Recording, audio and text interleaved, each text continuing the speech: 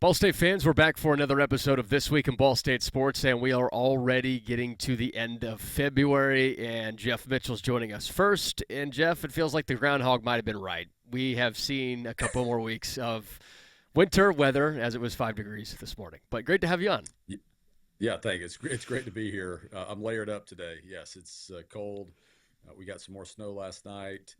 So it's a classic Midwest winter, I think, and it's holding on for dear life. So yeah, that groundhog must have been right this year for sure. We need to get a percentage on how often the groundhog is correct because I feel like it's more often than not. Actually, I'll give props to Mr. Phil. Jeff, there's a lot happening, and one of those things once the weather does get warmer is our championship performance center. It sounds like things are moving toward possibly breaking ground soon. Yeah, we're getting close. So we've opened bids and we're in the process of awarding that bid to a general contractor and look forward to finalizing that here soon. Of course, that's done with great collaboration with folks across campus, and we're really looking forward to being able to put a shovel in the ground. That ground is frozen right now, but there's some other things that have to happen before we do that. But we're on track, and again, this is going to be a quick build. So we're targeting about a year from now to have the building occupied, and things happen, but we feel good about where we are now. As we wait to put a shovel in the ground, we're also doing a lot of programming and planning on the internal side to be ready to put new furniture and new way to create equipment into this facility. And so there's a lot of work that's happening on a daily basis to get ready for this, but it's coming. We're excited about it, and I know people will be really excited about it when they can actually see tangible evidence of a structure being built, but we're getting close. How do you and the team working on this come up with what is going to go inside the championship performance center? Well, a lot of it first has to do with how it's constructed and what the layout looks like. So, we're going to have a big space that is 2 stories. That's going to be loaded with a set number of weight racks and other equipment. We're going to have a turf strip so that we can do speed and agility work inside. We'll have a hill that is going to be on the outside of the facility for speed training, and we'll have a cardio theater on the upstairs portion of the facility. It's not a complete 2 story facility. That second story is going to be a smaller version of a story, so it'll mostly be just a open facility, but we are going to have the ability to go up and do a lot of cardio on that second platform. Uh, so when we configure what the building looks like, and then that goes into space and how much equipment to buy, how much equipment we need, how much can be converted from the current facility. And so those are the exercises that we're going through right now to ensure that we have what we need and we don't overdo it, but we don't underdo it either, to allow that space to be as flexible as it can be for purposes of our training student athletes.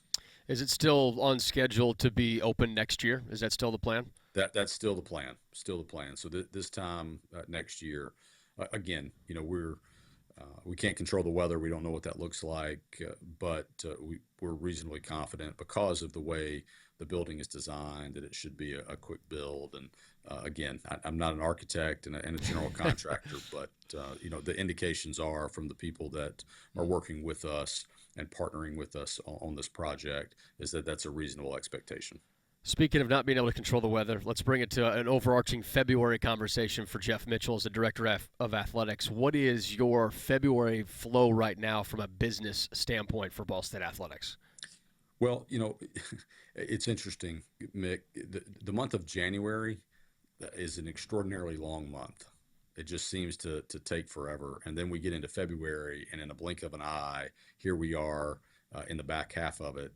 The scary thing is that because it's quite literally a short month, March 1st is, 10 days away, and we are going to be neck deep in our spring sports by that point. and we'll start planning for next fall. So right now, February is an interesting month where you start to do some planning for next year. As a matter of fact, we're having a lot of budget conversations right now. We are welcoming a new senior associate athletic director in Lauren Rhodes to our team. She has started her work, although she and her family are in the process of buying a house in Muncie and are relocating from Penn State. So that we're giving her some grace in getting here, but she'll be boots on the ground here with us in the early part of March, and look forward to her contributions to our team. And she'll be doing a lot of the internal and business operations work as our chief operating officer. So I'm having constant conversations with her as we're engaged about the budget. And we're also looking at what we look like next year, assuming that this settlement with the NCAA happens, and we're just looking at how expense items are that will be different in terms of extra benefits going to students in some cases, and how that plays into what we're doing. And it's going to cause a little bit of redistribution of what our budget looks like, or what it's looked like in the past. So just a lot of conversations about that right now, and a lot of planning. Very fluid. Things seem to change by the day. And so trying to dedicate time in order to engage in the business of what college athletics looks like in today's landscape, while also working with our coaching staff and our student athletes to give them the best opportunities to be successful, and the quality Ball State experience that means a lot to me for our student athletes to enjoy while they're here. Jeff, you mentioned settlements coming up here in the next few months. Are you planning for things to go one way, but also having a plan in case it goes the other way? Is that what the February focus is right now, or does it feel like you can create momentum toward one specific situation happening?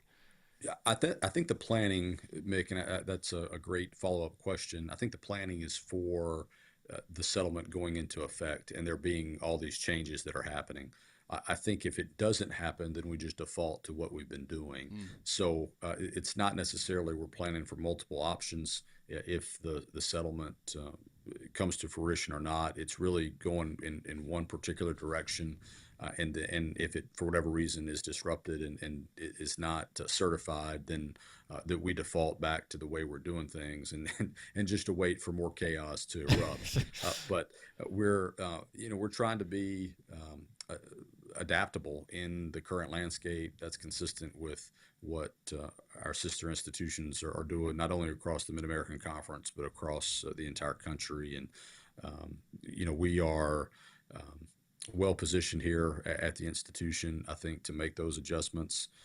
And again, have great support of President Mearns and the Board of Trustees. So it's a fun project to be a part of right now, just because we've got the confidence of our board and the confidence of our president as we chart a path forward. And there's no clear clear answer, I guess, or clear objective right now of what it looks like, because things are still so murky. But we do know what we can control, and that is what Ball State has to offer, and the trajectory that Ball State University is on as an institution. And so we use that to our advantage as we make some of these plans, and look forward to, as appropriate, being able to share more concrete details as we get closer, but still very much now in the planning stages. And there's a lot of whiteboarding and spreadsheet activity that's happening, with a lot of trial and error, entering and deleting, as the case may be, and erasing, as the case may be, as we work through this project. But we've got a great group of people on our team that are working to advance Ball State athletics, and I'm really excited to continue to work with them as we chart a path forward. What's that meme where that person has all these things put up on the whiteboard, and there's lines going in every direction, and the person's pointing out like, see, this is the objective, and nobody can really understand what it is. We'll get there right. at some point. That's right. You should pop down to the office when we're in one of these sessions, and you'll want to pop in and then turn around. That's amazing. I think I might walk down and see what we've got after this. There Um, you go. looking at from the business side, that's a great conversation, Jeff, and I think everybody's really excited to see what those settlements are like here in the coming months. But from a Ball State athletics side of things in February, we are about to have a Saturday coming up here on February 22nd where 11 events are taking place. 11 events for Ball State sports. It's pretty wild. It is, and fortunately, we're not hosting all 11 sports. You and I, before we got on the call, we did our homework to ensure that, in fact, we are not hosting all 11 events. But we do have several that we are hosting, including a doubleheader for men's and women's basketball, which will be fun. But yeah, our teams are competing all over the place, across the country, and we've got baseball on the West Coast this weekend. Women's golf is in Arizona. Softball is in North Carolina. Then obviously we've got some events on campus and the tennis, both tennis teams in regional competition. So there's a lot that's happening, which is a lot of fun for us, not only as a coaching staff, but as an administrative staff and support staff, looking to cheer on our student athletes that are competing across these multitude of sports during the spring season as things really get ramped up. But yeah, there's a lot of activity, particularly on our sports information staff, communication staff, on Saturday. As we'll be spread thin, monitoring things across the country, and certainly enjoying some great college basketball games here in Worthen Arena. And what's really cool, Jeff, is that it's literally coast to coast with That's baseball right. in California, softball in North Carolina, golf's in Arizona, men's swimming and dive is in Oxford, Ohio. So you've got some close competition, and then, like you mentioned, the events taking place at home. But what I think is really Right. cool to look at is that on the same day as softball starts at 10 o'clock in the morning, then you have baseball playing at 2 and 5 on that day. You'll be able to watch or listen or tune in to baseball and softball at the same time on two different coasts. That's really cool. Yeah, that is cool. It's Um, the Ball State brand is a coast to coast brand on any absolutely. day, but certainly on Saturday. Absolutely. So 11 events on Saturday, several of those at home. So just a shout out to all the staff working tirelessly to help out with that, Jeff. And we talk about basketball being here at home. The women's team looking to bounce back after the loss in Toledo, but they have a huge one coming up against Kent State, nationally televised on ESPNU. Yeah, looking forward to that. Certainly, it'll be a punchback game for us after going on the road last night and losing a close one at Toledo. This is the time of the year now where every game really does matter, and not to suggest that previous ones don't. They do too, but there's just a little bit more intensified and focused as we go down the stretch as we look forward to the conference tournament. Of course, the women have already clinched a berth in the conference tournament and are looking to showcase the caliber of team that we are this Saturday on ESPNU, as you referenced, Mick. And so really looking forward to that game against Kent State. Should be a really good college women's basketball game. And then, of course, the men play immediately after against Buffalo. And the men, too, looking to rebound after a tough loss on the road. But the men are playing really well and, looking to right the ship a little bit as they're looking to make the tournament with a few games left. So a lot to look forward to on Saturday in Worthen. And as usual, this time of year, Mick, the weather is perfect to come watch basketball inside. It is. It's perfect to watch basketball inside, and it'll be really fun because the 1999-2000 men's basketball team is back in the house to be honored on Saturday. MAC championship program that did wonderful things for this university, so it'll be really cool to have them in the building. Yeah, looking forward to that. It's always fun to recognize teams that have enjoyed success and to see what those individual team members have done over the course of their career since they've left Ball State. So to have some of those guys back in the building will mean a lot to our program. They'll have the opportunity to interact with our guys and let our guys hear from them about what it was like to be at Ball State and how Ball State has helped their respective lives and their respective careers. So that's always a neat component of bringing those teams back, and certainly an opportunity for our fans to celebrate that team again, and for them to hear the Worthen crowd clap for them and celebrate them as they did 25 years ago. Really fun team, 22-9 record overall, 11-7 in the Mid-American Conference. When they had divisions, they won the MAC West, won the MAC tournament, of course, got to the NCAA tournament.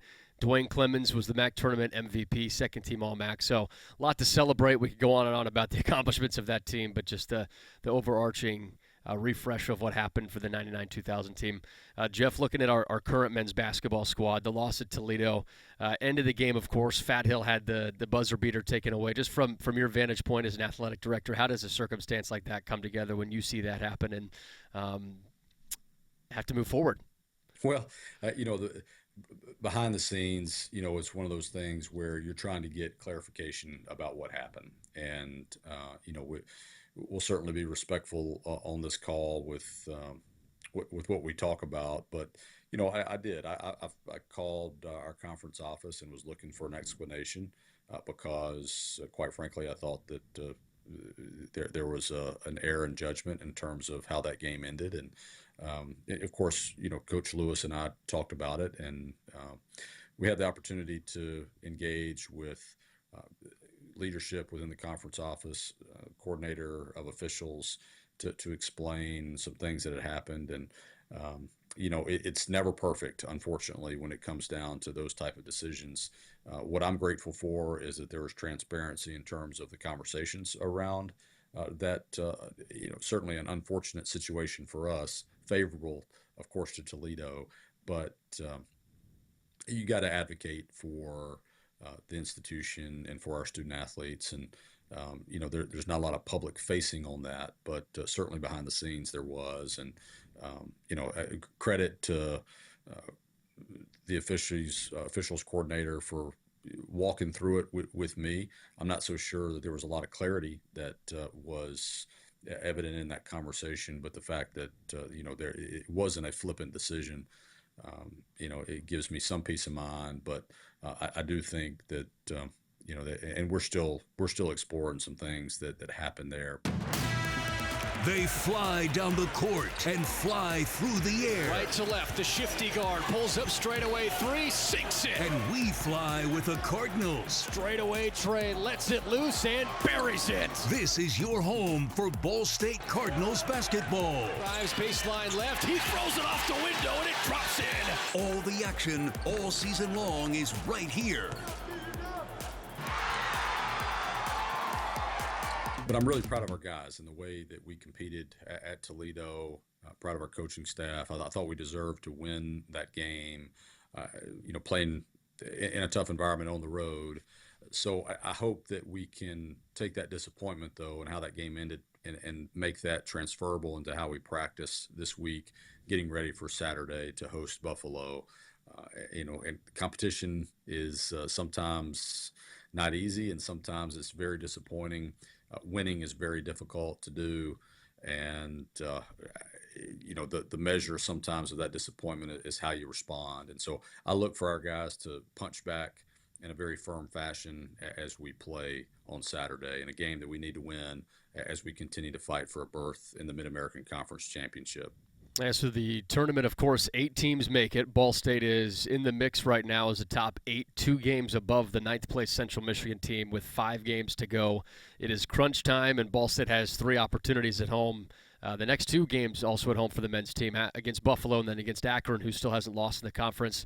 And then on the road at Bowling Green, home against Central Michigan, on the road against Miami. It's going to be a fun 5-game stretch to finish up the men's season. Absolutely. And again, these games matter. Again, not to suggest that the previous ones don't, but when you get into basketball in late February and early March, the games are meaningful, and it's always good to be playing meaningful basketball, particularly when you're fighting for a spot to play in your conference tournament with a chance to win the tournament. So we're right where we want to be in terms of playing those meaningful games, and look forward to seeing everybody on Saturday at Worthen to cheer on both our women's team and our men's team as we host a doubleheader. By the way, that women's tip is at noon, so it's a little bit different than what we've done in the past, but that's to accommodate the ESPNU broadcast. And our men's game will start approximately at 2:30, give or take, depending on how the women's game goes in terms of duration. And go ahead and get your tickets at ballstatesports.com. Call the ticket office, 888-BSU-TICKET. Lots of fun coming up on Saturday with a few men's basketball and women's basketball games. Jeff, before we let you go, we've covered a lot of ground. Is there anything else you have for us? Stay warm and come watch basketball in Worthen on Saturday. Perfect. Short and simple. We love it. Appreciate you, Jeff. Thank you, Mick. Go Cards. They fly down the court and fly through the air. Right to left, the shifty guard pulls up straightaway three, sinks it. And we fly with the Cardinals. Straightaway Trey lets it loose and buries it. This is your home for Ball State Cardinals basketball. Drives baseline left, he throws it off the window and it drops in. All the action all season long is right here. Hey, Cardinal fans, welcome back inside This Week in Ball State Sports. We're going to talk a little bit of women's tennis here today with head coach Sachin Kirtane. Coach, really appreciate your time joining us, and what a job you guys have done this year so far. Thank you very much for having me. Always a pleasure to talk to you on this podcast. Of course, Coach, and this women's tennis team riding a 3-game win streak right now. What have you seen from this group that's helped lead to that? I've been super thrilled so far with the work ethic that this team has. I think they're a very close-knit group. They really get along with each other. We've got some really good leadership on this team. A couple of girls that are, one that's a senior and one that's actually a fifth-year senior that transferred in. I think that have been doing a great job. And Ella also, who's a fourth-year senior. So I think those three have been doing a great job of leading the team and, kind of just outlining the goals that we have for this season and what we expect out of them. And I think the team has responded really well, and they've been playing well. We've been really hit hard by the injury bug. We've had some major injuries. Sydney Rehor, who had hip surgery on both hips, is out for the season. Annika Planinsek, our number one player, is out currently with another hip issue.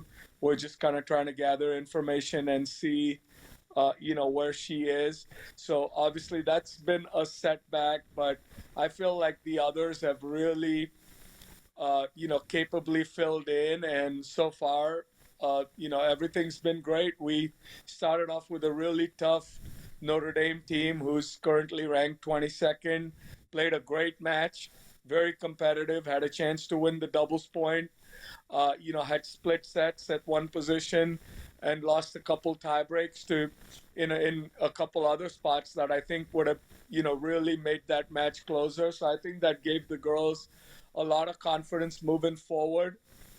And then obviously it was great to have 3 in a row at home with Eastern Illinois, Oakland, and Dayton. And I think the girls did an outstanding job. I think our doubles has been extremely good so far. That's kind of set the tone for us. Every single match, just getting that doubles point and being ahead 1-0 has really taken a lot of pressure off the girls on the team. And, I think they've done a great job of, after winning that doubles point, really settling in and playing good singles to keep that momentum going. Yeah, you mentioned the Notre Dame 4-0. You look at the score, and then you just talk about what you mentioned of how well everything's set up, and you could have had the doubles point. How do you think that confidence was built from saying, hey, we played really well against a Notre Dame team that's ranked to be able to go on this three-match win streak? I think it was very critical. I think they could really see Notre Dame's a tough place to play. The courts are super fast, and they have a really aggressive indoor team. And I think for us to be able to go, just hit with them, be aggressive, and play our games. Now, again, I think if we get the doubles point and get a couple of those critical first sets, I think that match would have been completely different. But I think Notre Dame's experience and playing at home really helped them in that aspect. But I just think, the girls were so fired up after that match to really see that, they can go toe-to-toe with a top 25 team. And I think that has helped us get on this 3-match win streak that we're currently on. Looking at the last one against Dayton, Coach, dropped 6-1 last year, beat him this season. Just the way that the team has been able to respond, it seemed like a lot of excitement after getting a chance to beat Dayton this year. How would you assess that last one? Yeah, we definitely, we wanted to beat Dayton this year. I mean, they handled us last year when we went up there, and it was a couple three setters we lost, and I felt the girls really had a quiet confidence about them this season. We again played an outstanding doubles point to get out 1-0, and then quickly Isabel Tanwatko, Chloe Brown put us up 3-0, and then Alana Bristow, who's a freshman, clinched it, which is Alana's second clinch after clinching Oakland also, which is outstanding for her. So I felt like we really took care of business quickly in that one. And even though the score was 4-3, we lost a 10-point tiebreak that could have gone either way. So I feel like we really took care of business in that match. And I felt like the girls were very proud of the fact that we handled them after losing to them up there last year. Coach, you mentioned Chloe and Alana, two newcomers to the program, and then you mentioned injuries. It seems like having newcomers to the program amidst injuries and having them settle in is starting to pay dividends for this group of knowing that, hey, we know what we want to have. How would you see it from that vantage point? Absolutely. Chloe played 4 years at Rutgers University and thankfully had a year left of eligibility and chose to be a Cardinal. And I mean, she's been outstanding. Just her work ethic and just her experience of having played, in a Power Four conference has really helped us.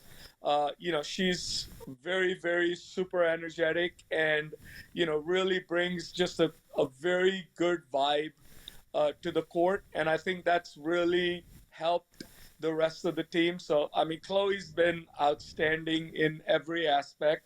And I think it's really helped Alana. And then obviously we got Jemima Williams-Phillips in January, who's a freshman from Australia. And, she's been coming along really good. I mean, she's had a couple losses, but she's been competitive in every spot, big hitter. And I feel like the sky's the limit for her when she kind of puts it together.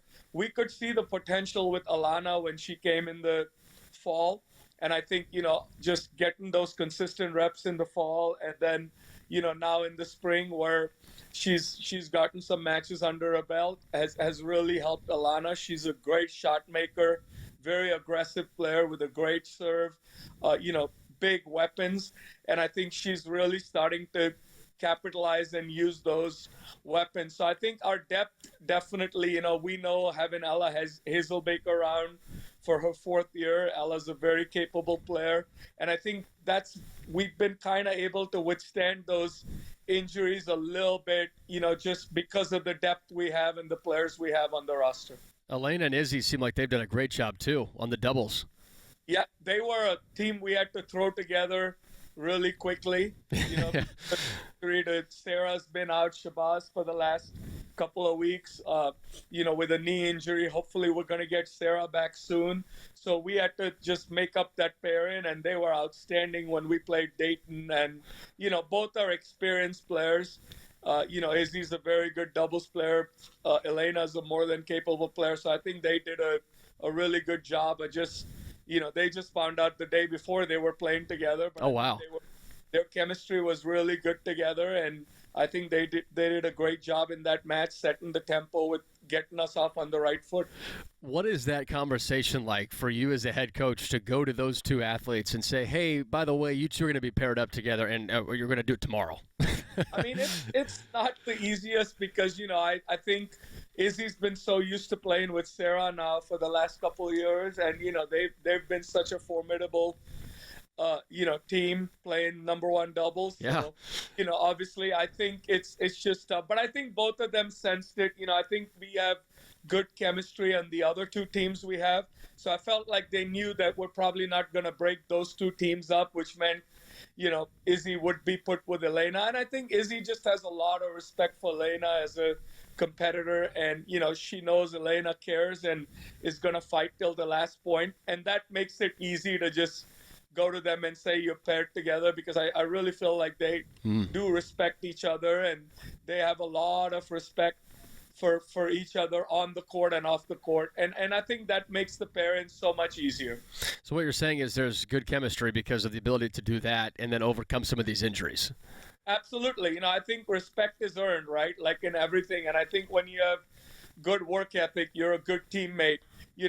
teammates can sense that no matter what, when the chips are down, you're going to keep fighting until that last point is over. I think it's so much easier to play with somebody when that's the case, rather than playing with somebody that you don't know what you're going to get any given day. I mean, I think with both Izzy and Elena, it doesn't matter what happens, what the scenario is, they're going to fight till that last point is over. And I think both of them know that about each other. And that's what makes it easy to pair them when something like this does happen, when adversity strikes, when we do have injuries.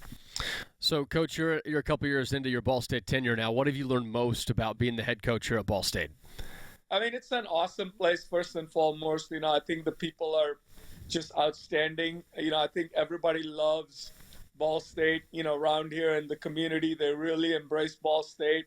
I think, we have an amazing leader in Jeff Mitchell. I mean, Jeff is such a great person to be around. He's a glass half full no matter what the scenario. And I think just Jeff's confidence exudes, and kind of just filters down to everybody else just to see how calm he is in, every kind of scenario that's presented. And, it's been fun. I mean, I think it took me a little while to get used to, just being kind of back in the Midwest and being, quote unquote, at the group of five level. But I think it's been great. I mean, I think first and foremost, I think here, student athlete welfare is the most important thing. I think, here it's stressed to have a quality education, get your degree, and have a great experience, do it. And then across the board, I mean, every sport on campus, I mean, the athletes care about each other. They get along so well, and, they support each other. We've had great crowds at our home matches with, players from other sports come in to support our girls. And it's just such a great environment to be around. And I think that's what kind of, fosters so many of the coaches being here for over extended period of time, just seeing the commitment Ball State University has to athletics and how well everyone gets along here, I think is one of the major reasons this athletic department has been successful for so long. Well, Coach, we're sure happy to have you here at Ball State. Looking at this stretch, you said that there was a lot of home matches recently. Now it's going to the road for a few as well. East Lansing, Cincinnati coming up. How do you want to see your team attack these few road matches coming up? Just like we've been doing, just put in the work. And again, we're just preparing ourselves for the start of the MAC season in 3 weeks. And I think more so than anything, I'm so proud of them because, I think every time, whether we've won or lost, we've made the opposing team play their best tennis to beat us. And I think that's probably the only way you can succeed over the course. I mean, it's a marathon, not a sprint. So I feel like that's the only way, you got to keep plugging forward. And I think at the end of the day, if you can talk about it as a team and say, hey, you know what? They played their best tennis to beat us. I think if we can take care of that and compete like we have been, win or lose, we're going to keep pushing forward and get better. I mean, we have a lot of inexperienced players. Alana never played a season. Jemima's barely been here in the United States for a month now. Chloe, even though she's played a lot, had never played a match at Ball State. So, I mean, half our team had never competed for Ball State and had never been a Cardinal stepping out on the court. So I still feel like they're learning a lot about themselves every time they go out and compete. And I'm learning more and more about them every time I watch them play.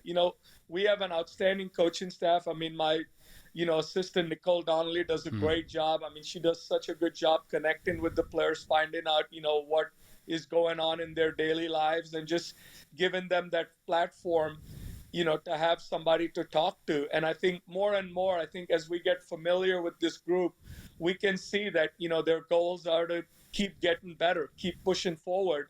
And first and foremost, and the most important thing, that they're never going to quit. They're going to keep coming at you no matter what happens. And I'm proud of them for that. That as a coach, I don't think I can ask for anything more than like knowing that, hey, no matter what, this team's going to keep coming at you and throw their best punch at you till the match is over.